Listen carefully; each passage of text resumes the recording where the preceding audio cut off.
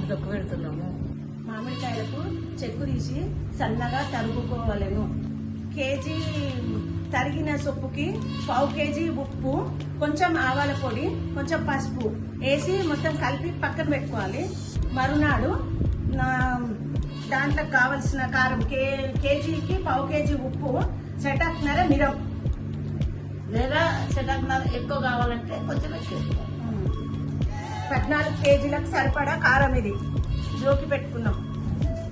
కేజీకి 1/2 కేజీ ఉప్పు, చెటాక్నర కారం, 1/2 గ్లాస్ నూనె పొడి, మెంతులు, జీలకర్ర వేయించి పొడి కొట్టింది. కొంచెం మామూలుగా ఎక్కువ సన్నం కాకుండా. అల్లం కలపండి, వెల్లుల్లి పేస్ట్,